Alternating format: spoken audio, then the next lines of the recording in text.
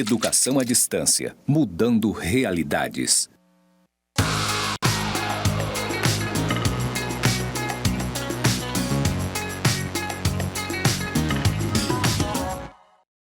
Saudações, pessoas! Sejam bem-vindos aos cursos do Instituto Federal de Educação, Ciência e Tecnologia de Rondônia, o IFRO, Campus Porto Velho, Zona Norte.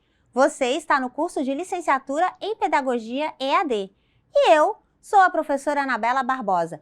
Juntinhos estamos na jornada de legislação educacional na trilha LDB. Nesse episódio, Educação de Jovens e Adultos. Tá curioso? Vem comigo! Bom, então vamos começar com a minha audiodescrição. Eu sou uma mulher parda, de cabelos pretos na altura do ombro. Estou trajando uma blusa tipo camisete de estampa florida, com florzinhas bem pequenininhas, rosas e verdes. Uma saia cetinada de tom rosa. E ao fundo está aqui a nossa tela interativa com a nossa apresentação da jornada de legislação trilha LDB.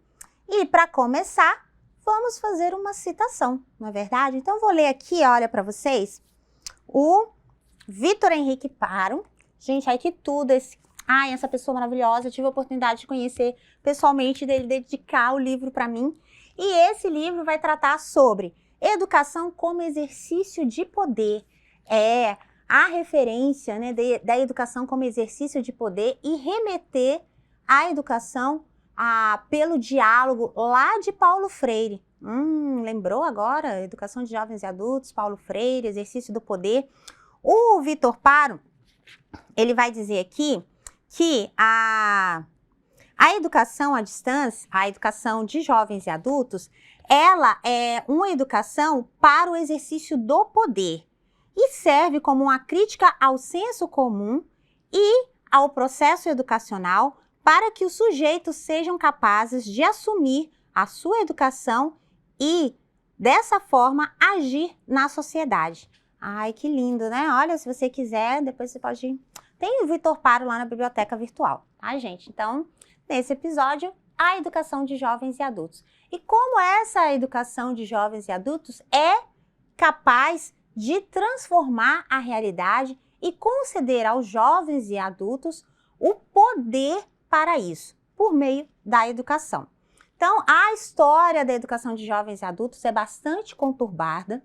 Nós não temos, por exemplo, em alguns países, a educação de jovens e adultos, porque a educação de jovens e adultos ela está relacionada a todo um complexo da sociedade, das questões sociais e políticas, das pessoas que não tiveram acesso à educação, seja por diferentes motivos sociais, econômicos e políticos, ou seja, por questões tanto de etnia e outras contingências que impediram essas pessoas, como o mundo do trabalho, de acessar a educação no dito período regular para isso. Então, países como Finlândia, como Noruega e outros países não têm uma educação de jovens e adultos, porque, a priori, a educação de jovens e adultos, ela é para regular essas pessoas que estiveram afastadas da educação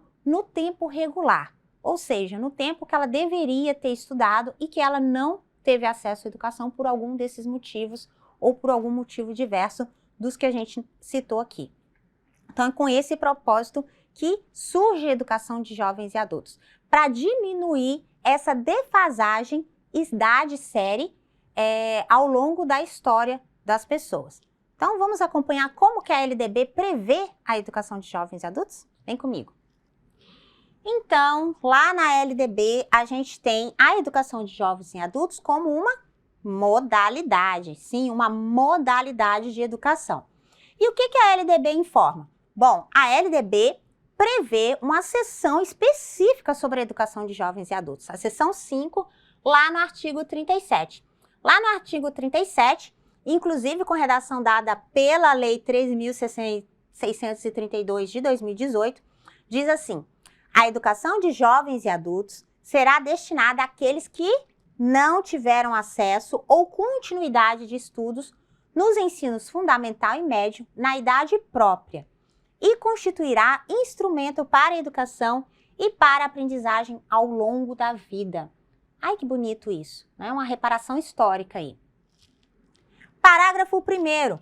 Os sistemas de ensino assegurarão gratuitamente aos jovens e aos adultos que não puderem efetuar os estudos na idade regular oportunidades educacionais apropriadas, consideradas as características do alunado, seus interesses, condições de vida e de trabalho, mediante cursos e exames. Parágrafo 2º. O poder público viabilizará e estimulará o acesso e a permanência do trabalhador na escola, mediante ações integradas e complementares entre si. Parágrafo 3º. Parágrafo 3º. A educação de jovens e adultos deverá articular-se preferencialmente com a educação profissional, na forma do regulamento, incluído pela 11.741 de 2008, que é a lei que cria, que regulamenta a educação profissional e cria os institutos federais. O artigo 38 vai dizer: os sistemas de ensino manterão cursos e exames supletivos que compreenderão a base nacional comum do currículo, habilitando ao prosseguimento de estudos em caráter regular. E no artigo 38 tem o parágrafo 1º, que vai dizer as condições para esses exames. Então, parágrafo 1º. Os exames a que se refere este artigo realizar-se-ão como? Inciso 1. No nível de conclusão do ensino fundamental para os maiores de 15 anos. Inciso 2. Inciso 2. No nível de conclusão do ensino médio para os maiores de 18 anos. Parágrafo 2º. Os conhecimentos e habilidades adquiridos pelos educandos por meios informais serão aferidos e reconhecidos mediante exames. E, para terminar, mas não menos importante, o artigo 24, parágrafo 2º, vai dizer: os sistemas de ensino disporão sobre a oferta de educação de jovens e adultos e de ensino noturno regular, adequada às condições do educando, conforme o inciso 6 do artigo 4º. Bom, maiores informações você consulta a LDB 9394 de 96. Professor, e aí? Olha só as previsões que nós temos para a educação de jovens e adultos. Portanto, a educação de jovens e adultos é uma reparação histórica, né? Ela nasce com esse propósito, com o propósito de reparar aqueles que evadiram da escola por N motivos.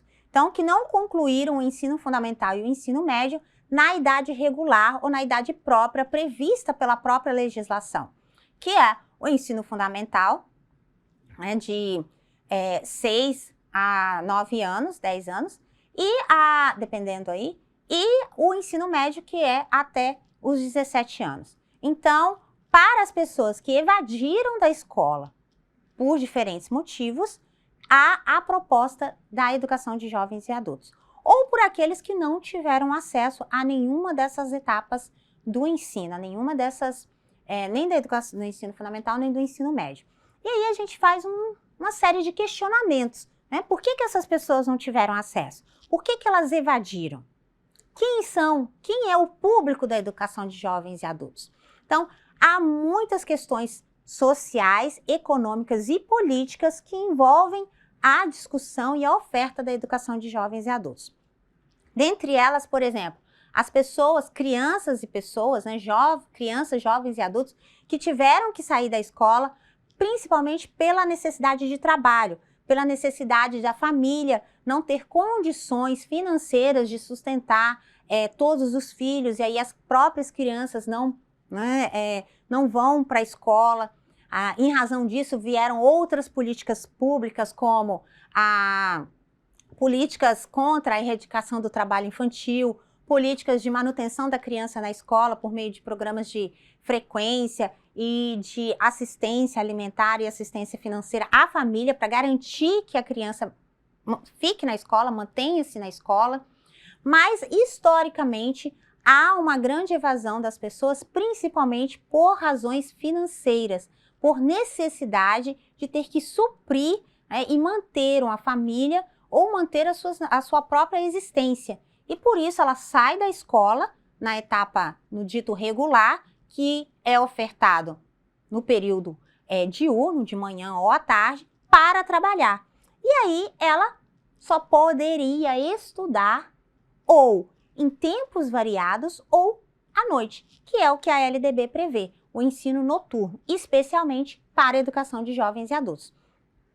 E aí você tem toda uma conjuntura política e social que vai confrontar isso. Então, se você tem uma educação de jovens e adultos, é porque o próprio sistema, o Estado democrático de direito, não consegue garantir a um grande número de pessoas o acesso e a permanência à escola na idade adequada. E isso, muitas pessoas discutem um propósito político, um propósito ideológico, justamente de afastar as pessoas do acesso à educação. Mas a educação de jovens e adultos, como a LDB prevê, ela prevê justamente para que essas pessoas que, porventura, evadiram da escola tenham esse acesso na idade posterior. Então, quando elas estiverem maiores. Prevendo, inclusive, formas de realizar os exames e diferentes formas de acessar essa educação. Então, se você deve lembrar aí algum colega, alguma pessoa, algum vizinho, algum familiar que foi fazer os exames do supletivo. O supletivo é uma forma de organização da educação de jovens e adultos em que o aluno ele vai até, né, tem diferentes formas de acontecer, mas uma delas ele vai até o Centro, né, de Educação de Jovens e Adultos, que é comumente chamado de CEJAS, e pega o material, as apostilas, os livros, leva para casa, estuda e marca uma data para ir apenas realizar a prova, que é uma forma também de educação à distância, né, se você for relacionar. Outras formas são você fazer 2 anos em um. Então, o supletivo também já teve esse tipo essa organização didática, né? Se você faz em um ano que você faria o primeiro ano do ensino médio, você faz o primeiro no primeiro semestre e o segundo ano no semestre seguinte. Então, em um ano você faz 2 anos do ensino médio regular. Então, existem várias formas, várias estruturas de organização didático-pedagógica para atender a educação de jovens e adultos, não só no período noturno, que é preferencialmente recomendado pela LDB, mas também no período diurno, porque os exames supletivos, por exemplo, podem ser feitos durante o dia, né? Marca um dia, um horário, né? De repente o horário do almoço, vai lá e faz a avaliação. Mas há um outro destaque com relação à educação de jovens e adultos. Vamos saber mais? Bom, o que diz, né, aí a nossa estrutura sobre a educação de jovens e adultos? A primeira versão oficial, regulamentada, foi a partir do Fundo Nacional do Ensino Primário, que foi lá em 1942. Depois, a gente teve o Serviço de Educação de Adultos, que foi em 1947. E, além disso, a gente teve também o quê? A gente teve algumas outras estruturas que foram o Sistema Nacional de Educação Rural, o Senar, a gente teve o próprio Telecurso 2000, a gente teve os que foram chamados aí de Educação de Jovens e Adultos com o projeto do Paulo Freire, que foi, inclusive, para alfabetizar jovens e adultos num período de 10 meses aproximadamente, entre 6 a 10 meses, que foi um marco na história do Brasil, né, que foi o método Paulo Freire. Ele foi trabalhado com essa perspectiva, com a perspectiva crítica de formação desses jovens e adultos. Então, ao invés dele ensinar Ivo viu a uva, ele ensinava a partir da realidade dos trabalhadores. Então, se os trabalhadores eram trabalhadores do campo da construção, ele ensinava, o método que ele desenvolveu foi a partir de palavras-chave e situações, problemas, como tijolo, massa, cimento, e a partir desses conceitos, desses termos, iniciava-se o processo de alfabetização desses jovens e adultos. Então, um dos grandes marcos no processo de educação de jovens e adultos foi justamente o método Paulo Freire, com essa dinâmica da pedagogia do oprimido, de que essas pessoas que se encontram excluídas da escola, do processo formal de educação, elas precisam acessar a educação como exercício de poder, igual o Vitor Paro vai comentar, para que elas possam transformar a realidade e serem sujeitos da sua história, e não mais apenas serem demandados, serem escravizados e serem oprimidos. Então, é nesse diálogo que o Paulo Freire vai conversar sobre educação e sobre a educação de jovens e adultos, sobre emancipação, conscientização na pedagogia do oprimido, que é um marco para a educação de jovens e adultos. E o que mais? Bom, acho que a gente não vai conseguir ver, mas a gente passa para o próximo, sem problema, eu volto ali daqui a pouquinho. Bom, o que diz a resolução 1 de 2021? Essa resolução, ela vai trabalhar sobre as diretrizes operacionais para a educação de jovens e adultos. Então, durante a história, a gente tem um quadro de altas taxas de analfabetismo de jovens e adultos. Geralmente, a taxa no Brasil, ela fica ali entre 11% e 14%. Raramente, ela fica abaixo de 11%. Há situações em que já ficou abaixo, mas a média histórica é essa. E aí, o Ministério da Educação, ele definiu diretrizes para a educação de jovens e adultos. E o que essas diretrizes têm como princípios? Portanto, reparadora, equalizadora e qualificadora. O que quer dizer reparadora? Reparadora porque esse resgate histórico, a reparação histórica dessas pessoas que não tiveram acesso à educação no tempo adequado, no tempo próprio para a educação regular. Isso é reparadora. Qualificadora, no sentido de que essas pessoas que voltam à educação, elas são jovens e adultos. Portanto, elas não buscam a educação apenas para serem culturalmente mais elevadas, né? Colocamos aí o termo entre parênteses, porque não é bem esse conceito, mas elas não buscam a educação apenas para acessar os níveis mais elevados de educação, mas principalmente para poder continuar atuando no mercado de trabalho. E por isso ela é qualificadora. E por isso a LDB prevê que ela esteja alinhada com a educação profissional. Portanto, a educação de jovens e adultos, para além da alfabetização, ela tem que buscar uma alfabetização que permita e garanta a inserção desse jovem, desse adulto, no mercado de trabalho. Ou seja, uma participação consciente, mais uma participação ativa desse sujeito na sociedade. E equalizadora por quê? Equalizadora para tentar equiparar, né, ou mitigar esse desnível entre as pessoas que têm acesso à educação e as pessoas que não tiveram acesso à educação.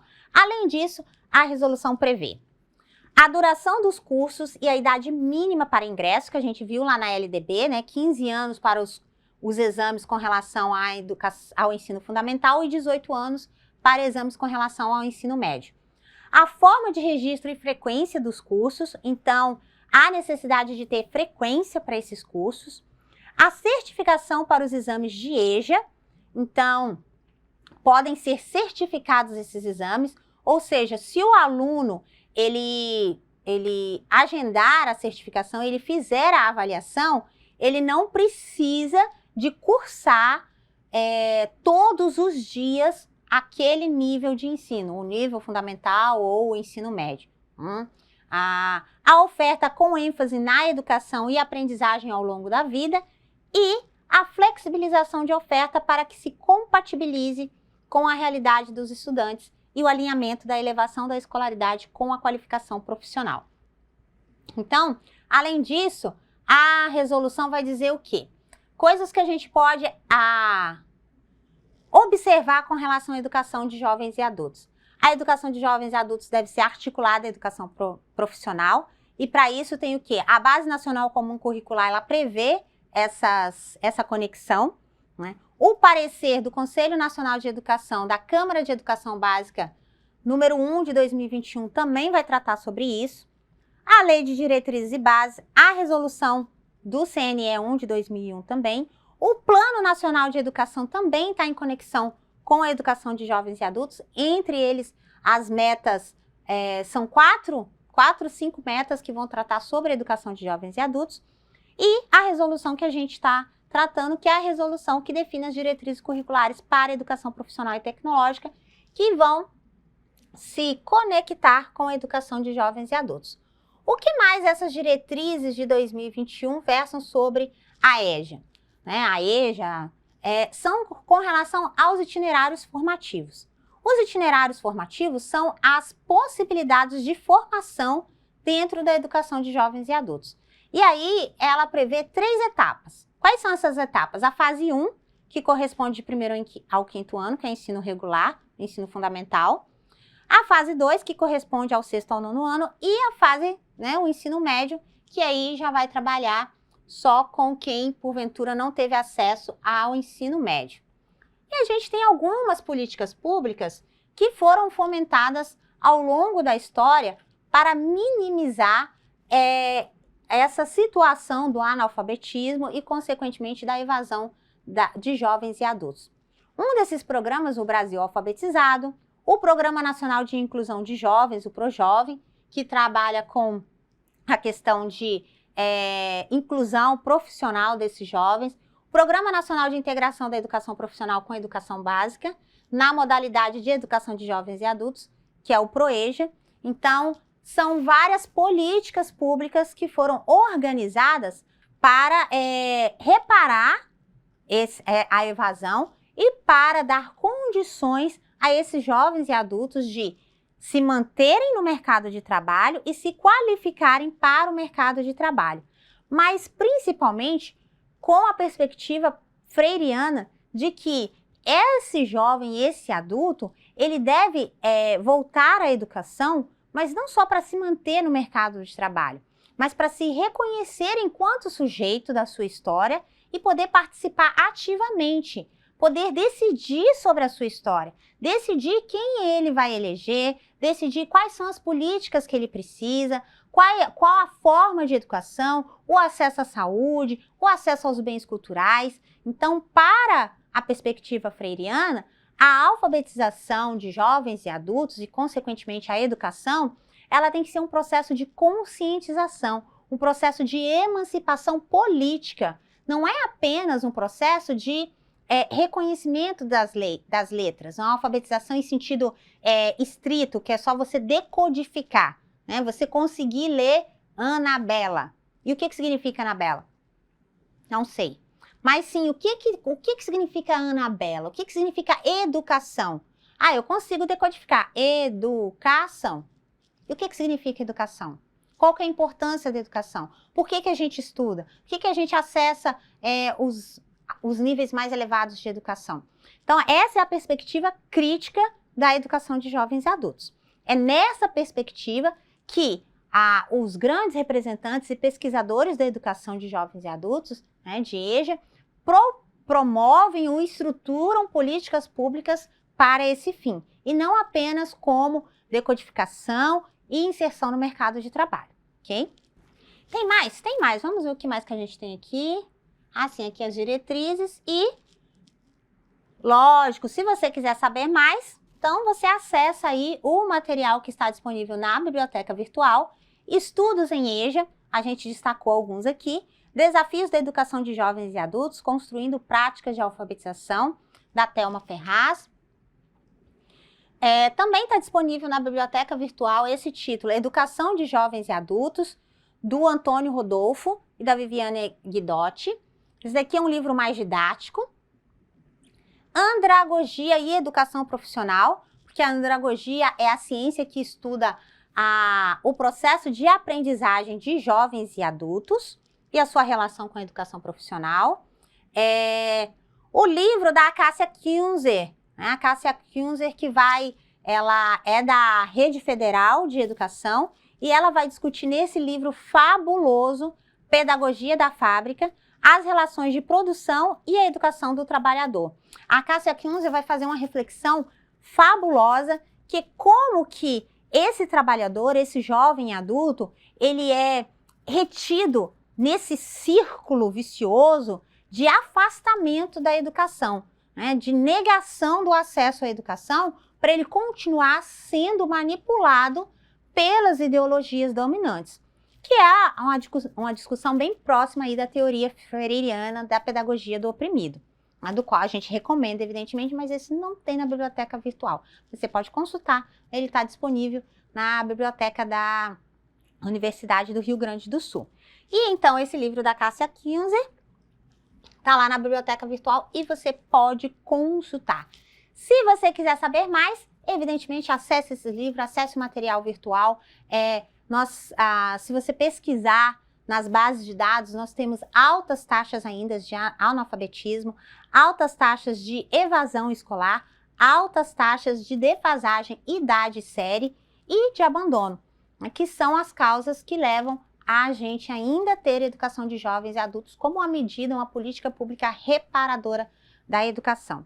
Lembrando que uma das perspectivas é a perspectiva freiriana. Leia, recomendação, pedagogia do oprimido, do Paulo Freire.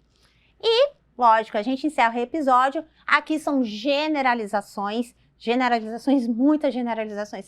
Se você ficou curioso, assista os nossos episódios e leia sempre. Essa é a fonte do saber. Até mais, bonanças!